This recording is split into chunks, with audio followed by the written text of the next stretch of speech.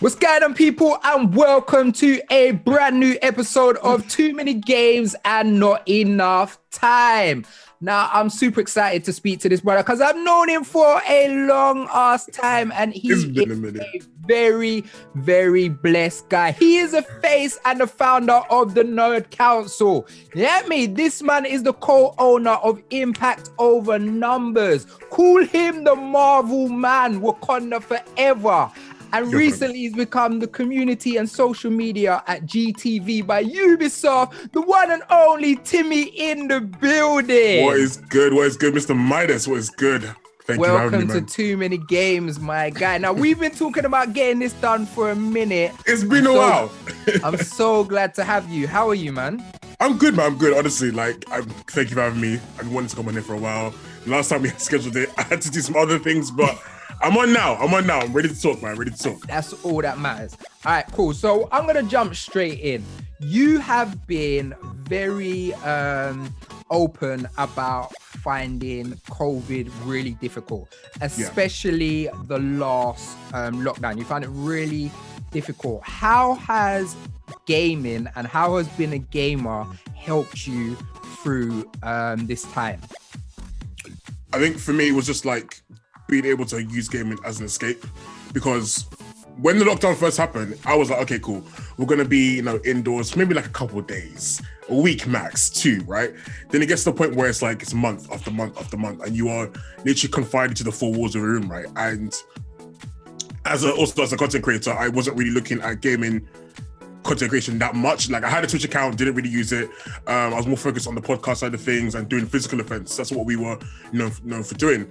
But I had to find something that was going to kind of like keep me sane in few words. Like, gaming honestly kept me sane. It kept me going. It got me out of bed. Whether it was just playing games casually or playing games for Twitch or playing games for YouTube, like, gaming became very much my focus during lockdown because it was the only thing that was keeping me sane. It was the only thing that was keeping my mental health in check, because it would just allowed me to escape the realities of the COVID situation, of lockdown. And like, it's been hard. It's been a hard year. I can't even lie, but I'm just thankful that we are kind of getting back to some kind of normality now with like the lockdown ending and stuff like that. But I don't know where I would be right now if I didn't have gaming. I'll be honest with you. I think in a weird way, gaming maybe almost saved my life. I'm not even sure, but like it was hard. I will say that much. Yeah, it's been a hell of a difficult time, and like, even for me, like, we're very similar in the respects as, even though we're content creators, neither of us were like banging YouTube like that. Neither of us was banging Twitch like that. So both of our journeys were all outside. Like, we were real life events and like me being on set and stuff like that. And when that all stopped, like, you had 2 choices. You either adapt and get on with it and make this thing happen, or you crumble.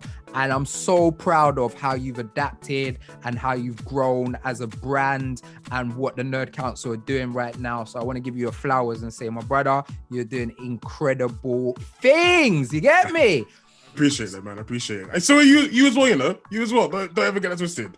Like... Thank you, Machi.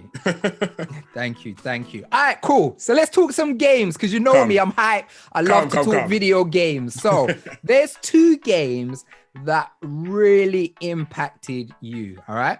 So first of all, we're going to talk about Ghost of Tsushima. Now, that was your game of the year last year. Timi was out here living a samurai life. Don't get twisted. You saw my video with me doing the whole summer. He was living samurai life. What is it about Ghost of Tsushima that impacted you in such an incredible way?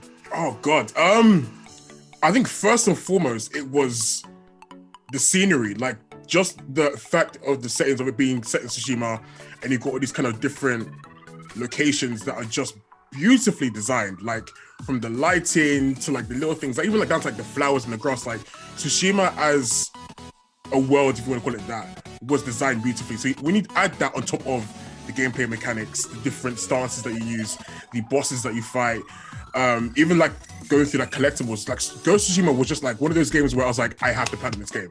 I must get the platinum trophy for this game, or it's gonna anger me for ages, and I did it. It took me some time. It was proper tedious, but I'm so glad I got it because that game is worth every hour that I spent playing it, and not just like the normal campaign. Once they introduced like the multiplayer stuff, and you could do like the what they called again? The legions when you was the like the multiplayer stuff before you have to look after like 3 points on the map. I can't remember what it's called. It's really bad at me, but like that kind of stuff was an addition to the game that just made it even more exciting. I spent hours upon that as well, you know, leveling up the different classes, trying out different classes and stuff like that.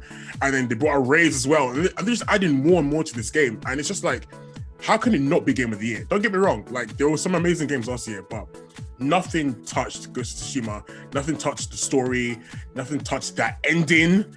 Like, honestly, the game was just amazing, fully amazing. Yeah. Man. Yeah, I think them adding the legends was mind-blowing, and they never even needed to add that mode. That multiplayer mode was super cool. But I agree with you that I think Ghost of Tsushima did something similar what Animal Crossing did. It was a beautiful escapism, because like a lot of times when we play video games, they're like in dark and dingy places, or they're in built-up cities or something like that, and things that we're either used to seeing or something that's dark. But as much as that game was bloody and the samurai stuff was mad, like the game was beautiful. Like the flowers, fam, I've never preyed video game flowers in my life until I played Tsushima. Right. I was like, stick is the flower in, like the flowers in that game. It's crazy. So was you into the whole samurai thing before? Because the thing that I love about it is I love transforming from a samurai to the ghost, because I love Tenchu. Tenchu is like my old school PlayStation game, which is all of that stealth stuff where you can just stab a man in his back and climb on rooftops and stuff, and it gave me that kind of feel. Is that something that you've been into previously before the game, or just the game grab you for that? I think definitely before the game came out, there was a lot of comparisons to it to being like Assassin's Creed, and people were calling it like, oh, like a samurai Assassin's Creed and stuff like that. But there's something special about the game where you almost choose how you want to play. You can either play it as a strict samurai, you can either play it as a strict ghost, or you can combine the two and be like this brutal force whenever you get into battle. And you know, I would say like I was a big fan of the Assassin's Creed franchise beforehand. So that's what I was like, okay, cool. Well, if you give me Samurai Assassin's Creed, I'm already interested. Like, you know, I played hours as Ezio, I did hours as Altair, I did hours as Nathan Conway. Like the Assassin's Creed franchise is one of the, you know, I say personally, one of the best gaming franchises ever made, just because of like the game mechanics and the story. Maybe up to a certain point, but like it was definitely an interest of me, and that's what kind of drew me into the game initially. So when I got the chance to play it, and once I got the chance to fully flesh out Jin as a character and choose, okay, how do I want to play, you know, what kind of style do I want to play him as? That's when I was like, this game is really shining in a way that, you know, no three people are going to play the game the same way. Yeah, it's crazy as well, because I feel like Ghost of Tsushima is the best Assassin's Creed ever made, and it's not an Assassin's Creed game. Basically. Yeah, it's nuts. And yeah, it's dope as well to have Jin Sakai, not just to have the normal white pro tag that we always have. So that was really dope as well. All right, cool. Still hype. You know me. Love the game number 2. Tig. Come talk to me. I want to congratulate you for being a Outriders ambassador. Like, thank you, man. You've been doing some dope stuff with the game. Fam, I see you out here. You are doing the PvE headshot gang thing. What is it about this game that's just got you amped? Bro, I don't even know, you know, like, so I'm a big like Destiny 2 fan, so I played Destiny 2 a lot, right? And I remember when the Outriders trailer dropped, I was like, okay, cool, this game looks interesting. And they talked about the different classes, and I was like, all right, cool. And I played the demo, right? So the demo drops on demo day, come on day it was, right? And I spent like 6 hours on this demo. And I was like, why am I playing this demo for 6 hours? And I'm thinking to myself, what is it about this game that I really love? And I think it really just comes down to the classes. Like, the classes are the most phenomenal thing about Outriders.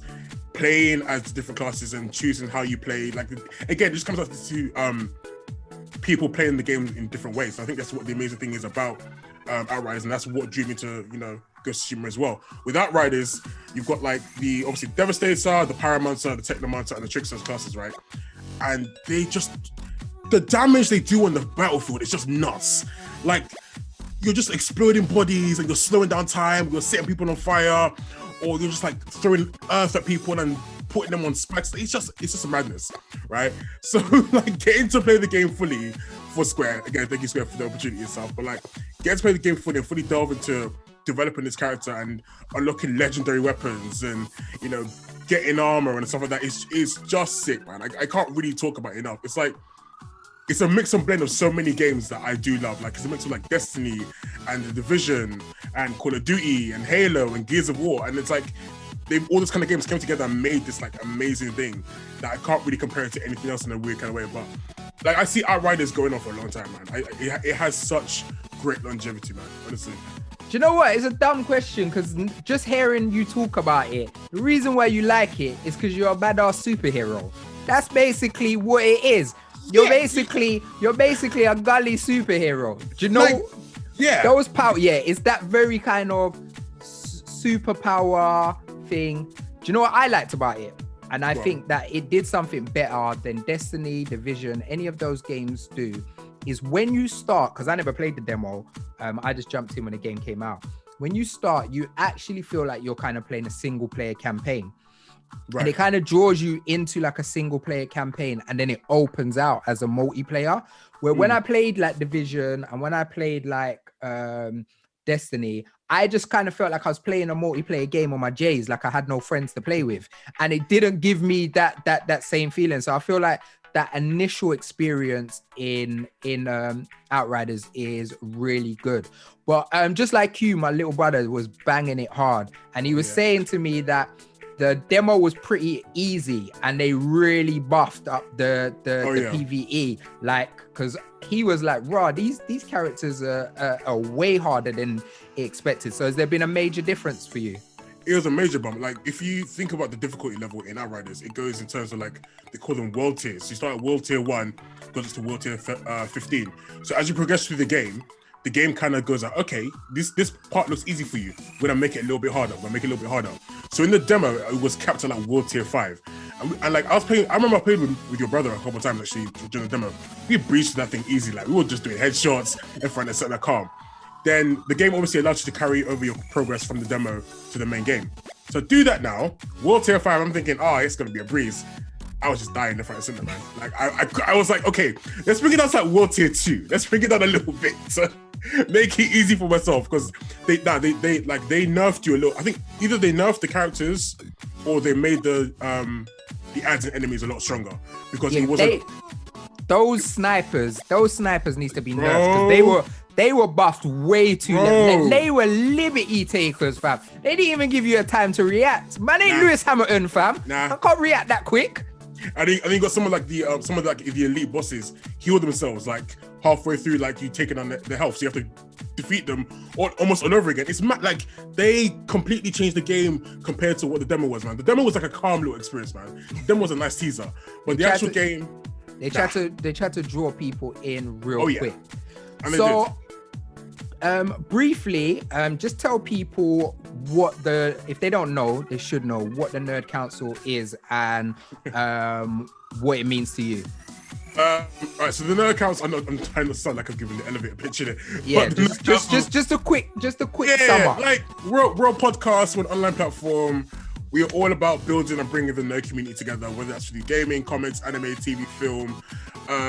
Like, we just like making content, man. Like, and being able to have people, you know, share their love of, you know, all this kind of pop culture stuff through our space is a blessing. Honestly, we've been doing this thing for like, over 4 years now, and to see how people have been like, oh yeah, you know, I heard the Nerd Council talking about this on the podcast, or like, oh, when's the next Nerd Council event, or, you know, or when you guys next going live on Twitch, or when you guys, you know, uploading stuff on YouTube. It's just, it's great to hear, because sometimes I get a bit of like, you know, imposter syndrome when it comes to this content creator stuff, man. But like, we're just a dope group of people who like nerdy stuff and want to just talk about nerdy stuff and create nerdy stuff. And we've had the opportunity to collab with so many great content creators and collab with so many great brands and get brand partners and all this and all that. And none of that would have happened without the community that we built and without the community that we've got supporting us. So yeah.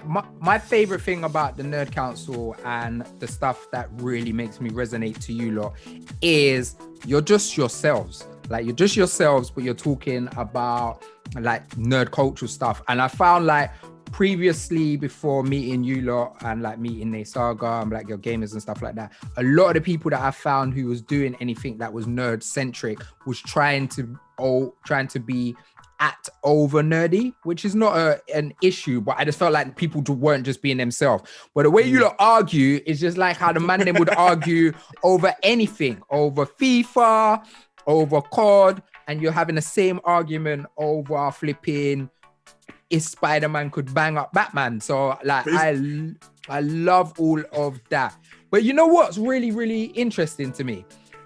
You basically built the Nerd Council because you wanted to obviously get your voice heard, build a community and be seen and actually elevate yourself in the industry. But you're now an industry done. Come, man's got them new jobs. You get me? Man's got something brand new on horizon that you lot don't even know about. So yeah, you need to let us know about GTV for Ubisoft, what you're doing. Come, man's industry now. You get me? Put the color in them thing there.